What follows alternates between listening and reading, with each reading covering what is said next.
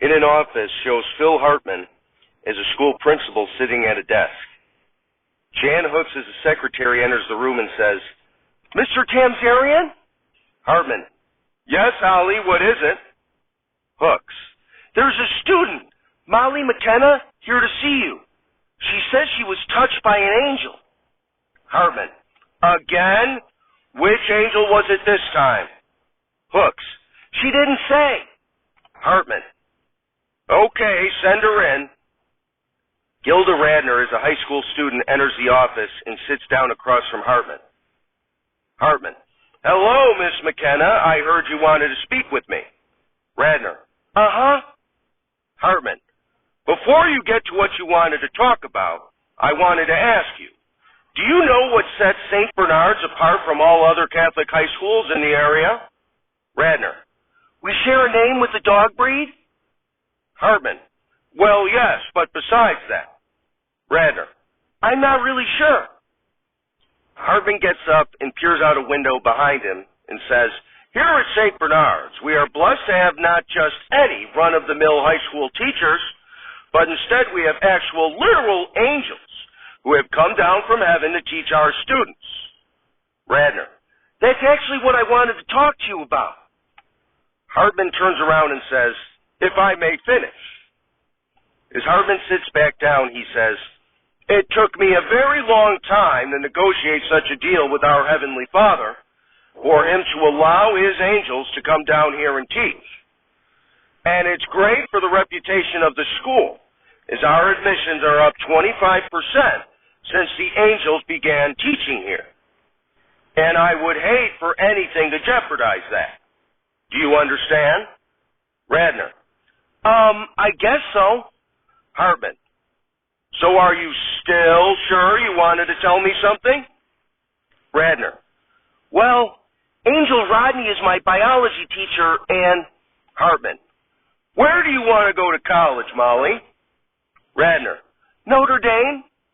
Hartman, "Don't you think it would help your admission to a Catholic school like Notre Dame if your application had letters of recommendation from angels?" Radner, "I guess so." Hartman, "So again, are you sure you still wanted to tell me something?" Radner, "I was touched by an angel." Hartman, "Which one?" Radner, "Angel Rodney, my biology teacher." Hartman presses an intercom button and says, "Holly, please have Angel Rodney come to my office." Cuts to a few minutes later. Chris Farley, dressed as an angel, enters the office and says, "You wanted to see me, Principal Tamzarian?" Hartman, "Yes, come in, Angel Rodney. Please take a seat next to Molly here." Farley sits in a chair next to Radner without acknowledging her. Hartman, "Now, Angel Rodney, first of all, I wanted to say how blessed St. Bernard's is for having the opportunity to have you angels here teaching our students." Farley, "You bet your ass you're blessed." Hartman, "But unfortunately, Miss McKenna here has gotten it into her young and impressionable head that somehow she was touched inappropriately by you in biology class." Farley, "Oh, well, I think there must be a misunderstanding." Hartman, "Very good. I figured as much. If you could please explain the misunderstanding." Farley, "Well, certainly. Molly came to see me after class."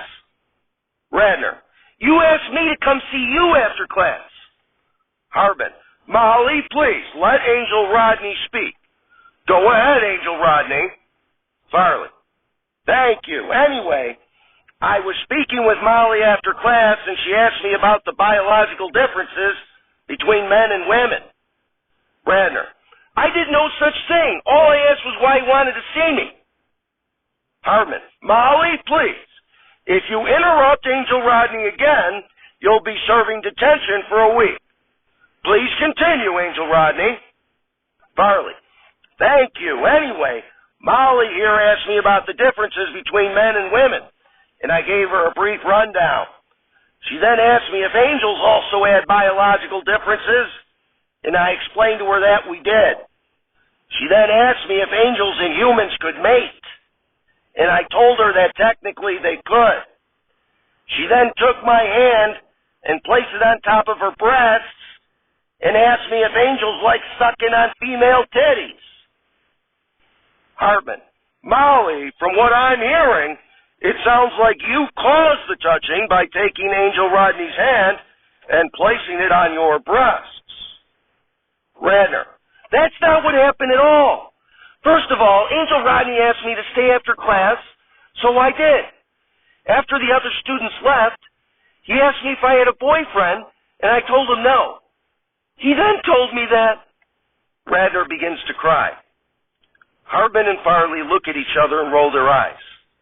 Radner: He then told me that he was lonely and that angels needed sexual contact to make God happy. And then he placed his right hand on my breast, and with his left hand, he began unzipping my pants before I ran out of the room to come talk to you. Farley: That's nonsense. I'm an angel, for Christ's sake. Hartman: Molly, sometimes when young women have crushes on men in positions of authority, their imaginations can run wild. Angel Rodney, Molly was telling me she wants to go to Notre Dame. Farley: Good luck if you won't put out. Hartman gives Farley a quizzical look. Farley: If you won't put out the effort to realize that you're going through some psychological issues. Hartman: Angel Rodney, if Molly here agrees to go to counseling and eventually admits that she fabricated this story, perhaps you could write her a letter of recommendation? Farley: I'd be happy to. Hartman: Molly, are you willing to go to counseling? Shows Farley pawing at Radner's breast as she pulls his hand away. Radner: I guess so. As Hartman gets up from his desk, he says, Well, it turns out that our psychological counselor at the school is, coincidentally, none other than Angel Rodney. So why don't I give you two the room while you two figure everything out? Hartman exits the room. Farley takes Radner's hand and brings it towards his crotch and says, It's no fair that you got touched and I didn't. Are you ready to be a good girl, Molly? And dead from the earth, we're not alive. It's Saturday Not Alive, starring John Belushi, Chris Farley, Bill Hartman, Jen Hooks, Norm MacDonald, Gilda Radner, Danitra Vance, and with many other special deceased contributors. Musical guest, Bobby Caldwell, and your host, St. Patrick. Everybody, St. Patrick. Applause, applause, applause. St. Patrick. Hello and thank you. I was born in what is now Great Britain. When I was 16 years old, I was captured by pirates and brought to Ireland to be a slave. And so I was forced into enslavement for 6 years until I escaped. I eventually returned home, and from there I became ordained as a priest. I decided to return to Ireland, where I was once a slave, this time to serve as a Christian missionary. Through my work throughout the rest of my life, I am credited with bringing Christianity to Ireland, converting a pagan society. Applause, applause, applause. St. Patrick. And today marks my feast day. But I must say, I'm a little disappointed that my day has devolved into a day of drunken tomfoolery. Norm MacDonald and Chris Farley, both wearing green, stumble on the stage, clearly inebriated. MacDonald: Aaron, go brah! Farley walks up to St. Patrick and says, Kiss me, I'm Irish! Farley kisses St. Patrick.